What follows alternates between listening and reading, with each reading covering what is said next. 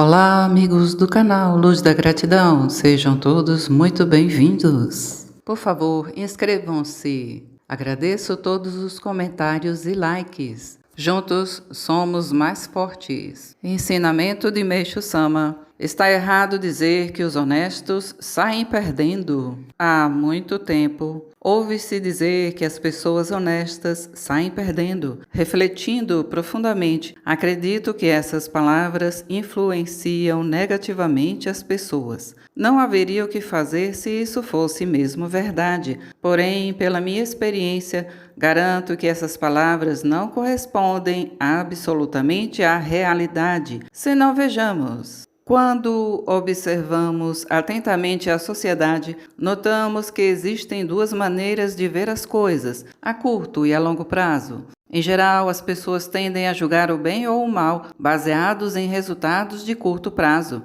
Por exemplo, ao verem um sucesso momentâneo obtido por pessoas desonestas que enganam o próximo ou vendem gato por lebre, ficam iludidas e definem que os honestos saem perdendo. Todavia, é preciso que tais coisas sejam vistas a um prazo mais longo, pois inevitavelmente a farsa virá à tona e aquelas pessoas passarão por humilhações, podendo-se até afirmar que acabarão arruinadas. Em contrapartida, ainda que por um momento os honestos sejam mal interpretados, prejudicados ou colocados em posição desvantajosa, com o passar do tempo, infalivelmente a verdade será esclarecida e isso será determinante.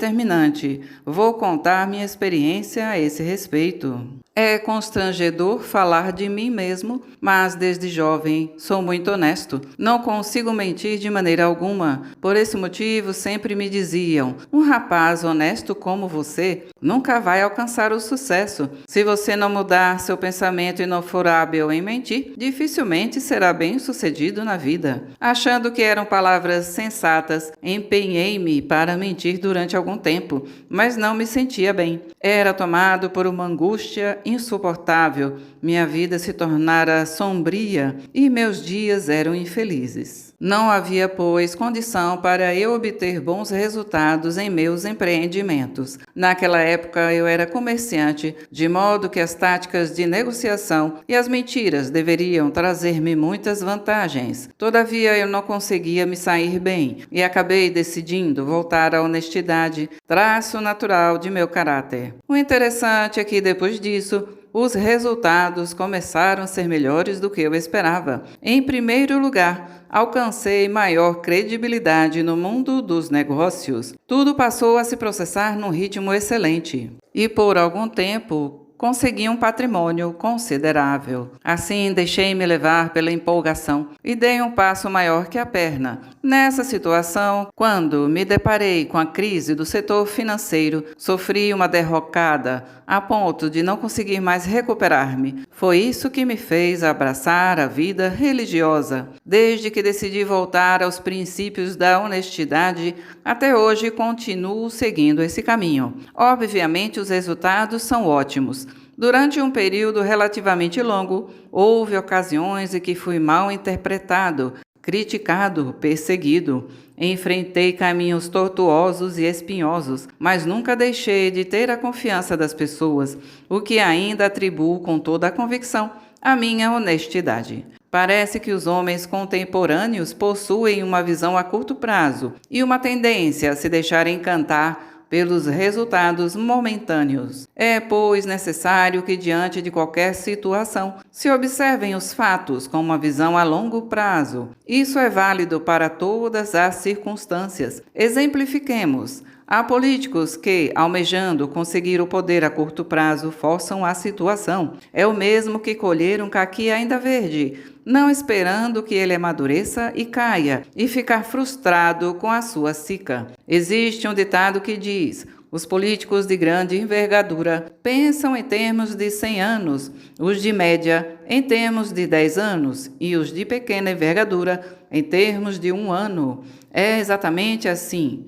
Infelizmente, hoje em dia, parece que o número de políticos de pequena envergadura é bem maior. A mesma lógica se aplica ao cultivo agrícola livre de adubos, que eu preconizo. Vemos que a agricultura praticada até hoje apresenta temporariamente bons resultados, com o uso de adubos sintéticos e esterco, mas estes matam a terra e por isso ela está se tornando cada vez mais improdutiva. Sem perceber isso, as pessoas mostram-se fascinadas diante do êxito ocasional obtido com o adubo. Por fim, tanto a terra como o ser humano ficam intoxicados. Tal raciocínio também é válido para a medicina atual. Durante um período, o tratamento realizado com medicamentos e equipamentos apresenta-se eficaz. No entanto, com o passar do tempo, ocorrem efeitos contrários. O estado de saúde piora. Por terem ficado deslumbradas com o resultado momentâneo